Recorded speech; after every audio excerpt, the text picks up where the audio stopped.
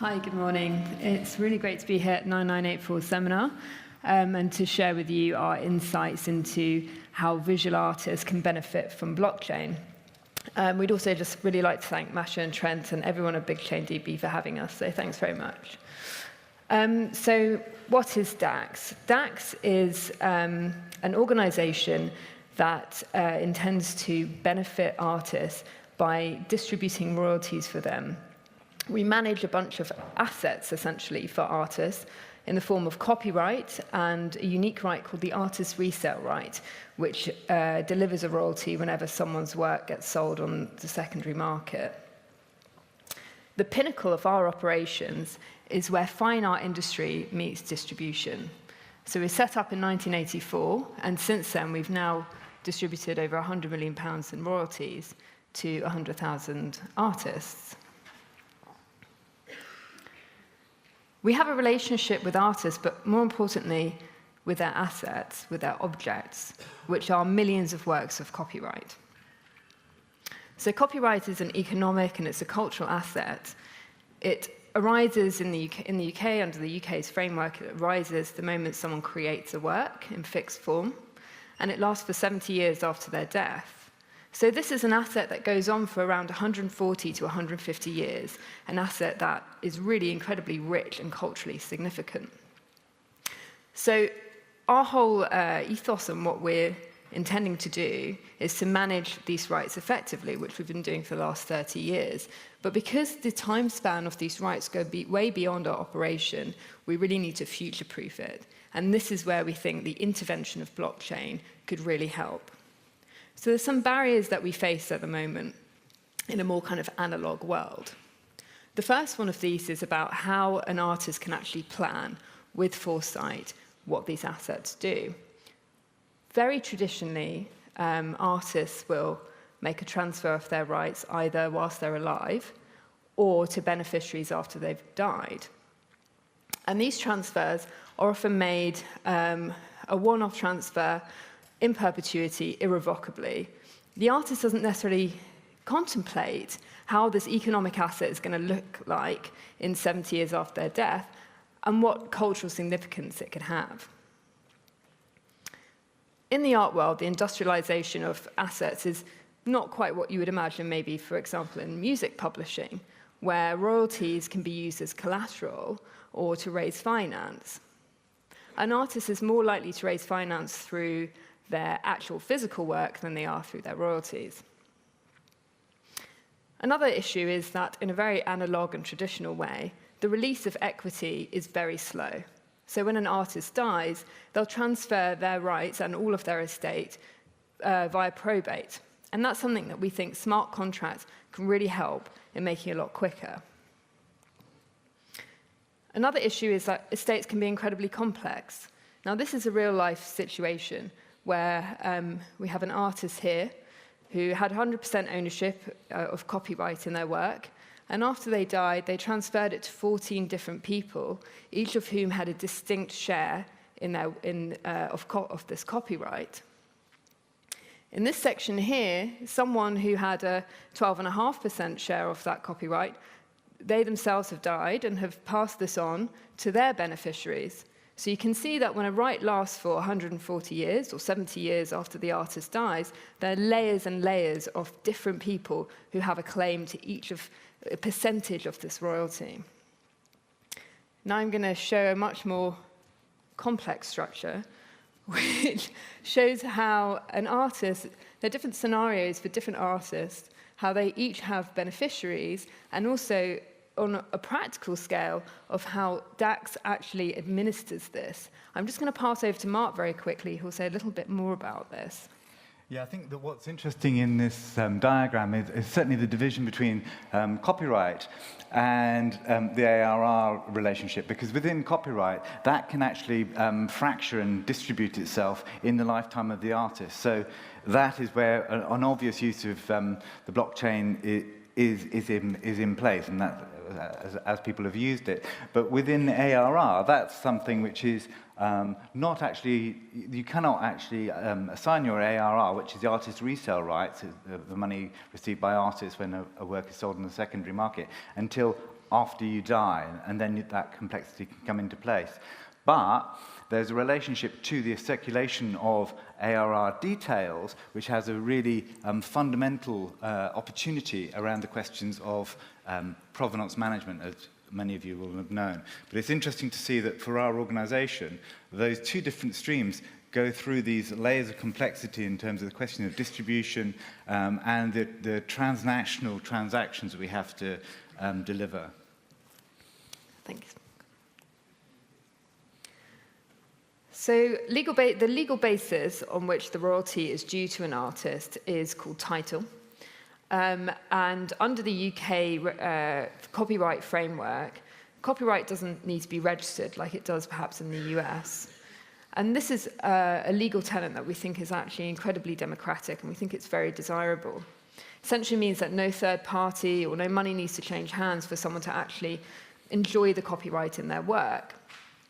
So where there's a disputed chain of title, where ownership is being disputed, a system that can lock in that ownership, such as a blockchain system, is incredibly desirable, but so long as it doesn't interfere with the non-registration of rights. An issue is about creating a hierarchy of rights and interrupting that philosophical democracy over copyright ownership.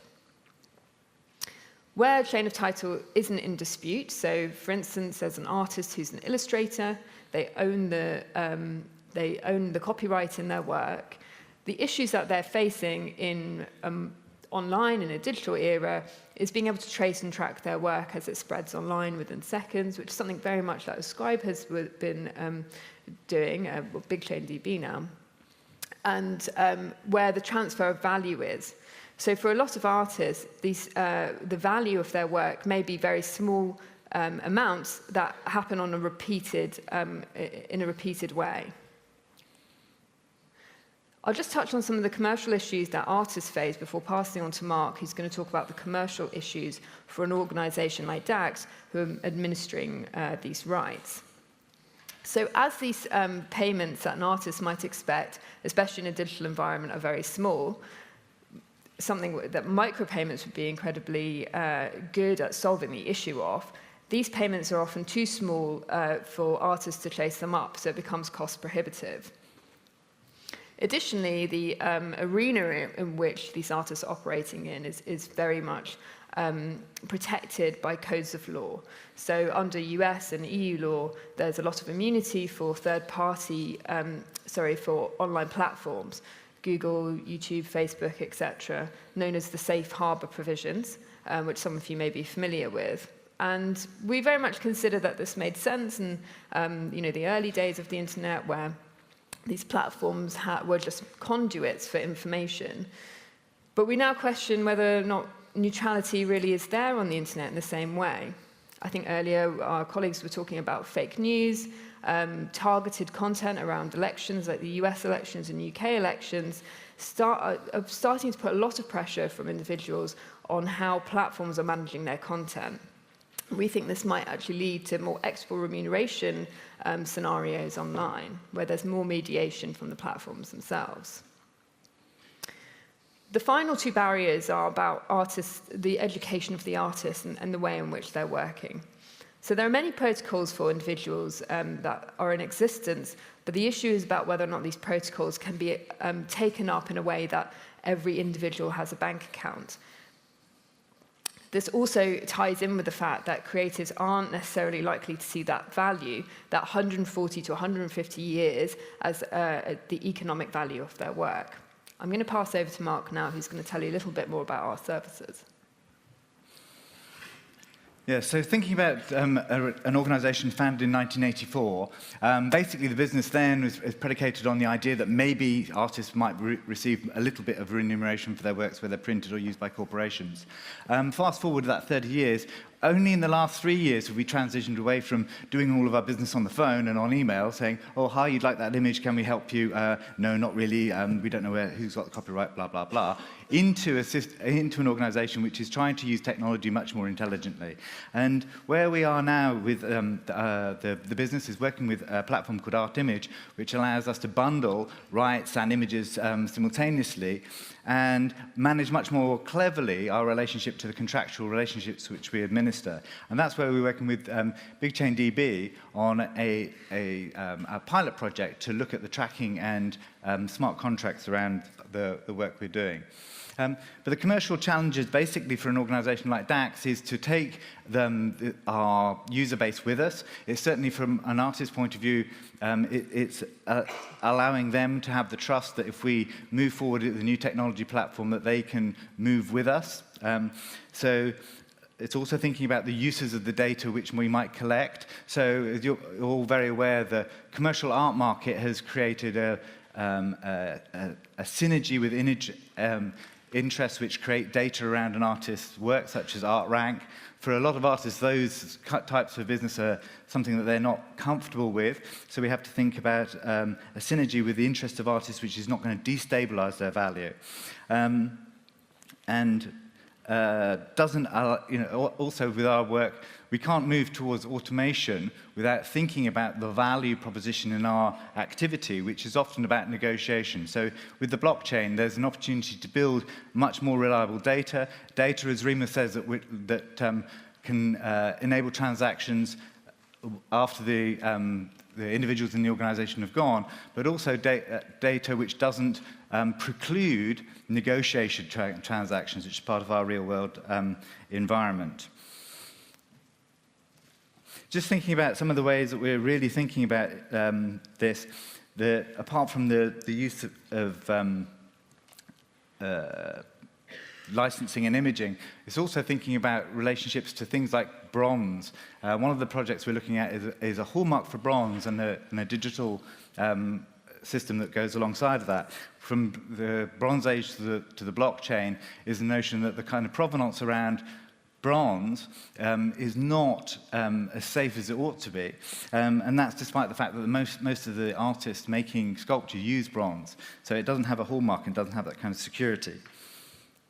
And just thinking about the kind of questions about transparency, the issue for DACS is certainly to use blockchain to move to a pivot point with the industry where it reimagines the question of transparency and data as something positive. So it's moving away from the idea, obviously there's a threat of markets which are invisible and under the radar, and that is certainly often the case. But we think that the value in the traditional ledger, ledger such as this, which would be held by a gallery, which would link a work and authenticate the value of that work, that's something which the art industry knows has a real economic value. The circulation of forgeries and issues which have been very highly publicized, such as Peter Doig and Liu Fan, different versions where artists have ended up in court over whether they create work, are becoming very critical to the art industry. So we think that we can create a business opportunity around a synergy with what the art world currently is doing and ways in which DACS can facilitate that, doing that better. Obviously, there are major concerns that we have. I suppose most of those are around ensuring that the solutions that we come out with are robust, they're future-proofed, as Reema was saying, and that they have integrity with the ethos of our organisation, which is by artists for artists. So that's something that we're, as I say, taking our user base with us. And I think that's probably it.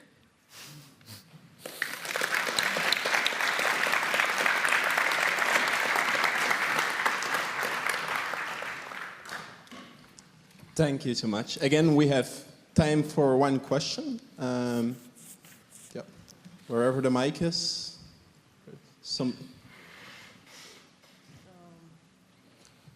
Somebody in the back is really urged to have a talk, to say something. His enthusiasm is good enough. The one in the back? Oh, no? Okay, that was a mistake. Wrong signaling. Good. We have a question here. Well, I've tons of questions for you guys, but I think the first one is, how can you, using the blockchain, authenticate work like how will that really be used with blockchain technology, and also the value of the work? Like, what systems do you have in place, or do you already have systems in place to automate it, decentralize it, or still use those third-party trusted third parties? So, I mean, I think that the pilot with BigchainDB is certainly around the kind of question about the interrelationship between the unique object and the kind of the multiplicity of objects. So it's about, there is obviously, there's a problem in one sense that if you're just relating to objects in the real world and their digital identities, the person talked recently about the twinning, there's a question about how you create that relationship, and tagging might be a solution. Currently we're looking more at the digital distribution of those objects. So for us, it's about we're aligning the contractual basis that we have in real world contracts and mapping how those transactions then are used. So we're looking at, we put a license in for X amount of pounds for X duration based on the client using those images in a context, and we're using the blockchain to monitor that relationship. So in that sense, it's a monitoring relationship we're looking at fundamentally. The idea being that is a very, very, very small part of what we actually think that technology will do for us going forward in relationship to kind of questions of value. Because we think that the value of artworks that have been authenticated is likely to be higher than those which haven't. Right, thank you. Unfortunately, we only have time for one question, but you can take it offline. We'll have a break in like 15, 20 minutes. So give it up for DACS.